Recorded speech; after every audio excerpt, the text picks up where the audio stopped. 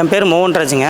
நான் இங்கே ராட்டுச்சுட்டிப்பாளையத்தில் அமைஞ்சிருக்க இந்த பைரவ சாமி கோயிலுக்கு நாங்கள் மாதத்தில் பார்த்திங்கன்னா ஒரு 5 தடவை 6 தடவை வந்துடுவோங்க. என் ஃபேமிலியில் பார்த்திங்கன்னா கொஞ்சம் தொழில் ரீதியாகவும் அப்புறம் இந்த கடன் பிரச்சனை இந்த மாதிரிலாம் இருந்துச்சுங்க. அப்புறம் அந்த கோயிலுக்கு நாங்கள் வந்ததுலேருந்து இந்த அமாவாசை பௌர்ணமி இந்த டைமில் பார்த்தா தேய்பிறை அஷ்டமி அப்போல்லாம் பார்த்திங்கன்னா இந்த கோயிலில் வந்து சிறப்பான பூஜைகள் நடத்துவார் சுவாமிஜி. அப்போ அந்த இதில் கலந்துருக்கோம். இப்போ நாங்கள் வாழ்க்கையில் வந்து பல இம்ப்ரூவ்மெண்ட் நடந்திருக்குது இந்த கோயிலுக்கு வந்ததுலேருந்து. நாங்கள் வாரம் தவறாமல் வந்துக்கிட்டு இருக்கிறோம். அமாவாசை பௌர்ணமி தேய்பிறை அஷ்டமி எல்லாம் அட்டன் பண்ணிடுவோம். அதே மாதிரி இங்கே தீபம் வந்து தேங்காவில் தீபம் நெய் தீபம் எல்லாம் ஏற்றிட்டு வழிபட்டு வந்தோம்னா நம்ம வாழ்க்கையில் இருக்க கஷ்டம்லாம் தீர்ந்துருக்குது. என்னோடய வாழ்க்கையில் இது நிறையா நடந்திருக்குது. நிறையா டேர்னிங் பாயிண்ட் நடந்திருக்கு இந்த கோயிலுக்கு வந்து.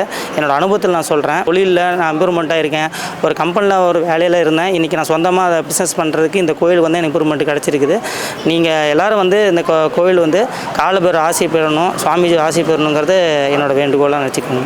விஜய் சுவாமிகள் வந்து சிறப்பான பூஜைகள் யாகங்கள் செய்து நிறைய மக்களுக்காக வந்து நிறையா தொண்டு செஞ்சுட்டு வராப்புல. மக்கள் நல்லா இருக்கணும், எல்லோரும் நல்லா இருக்கணுங்கிறதுக்காக ஒரு பல விஷயங்கள் இந்த கோயில் மூலம் பண்ணிகிட்ருக்காரு.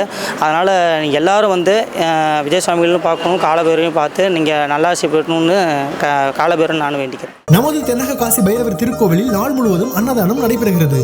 பூர்வ ஜென்ம பாவங்கள் நீங்கி உங்கள் பிரார்த்தனைகள் நிறைவேற அன்னதானம் செய்து பைரவர் அருள் பெறுக.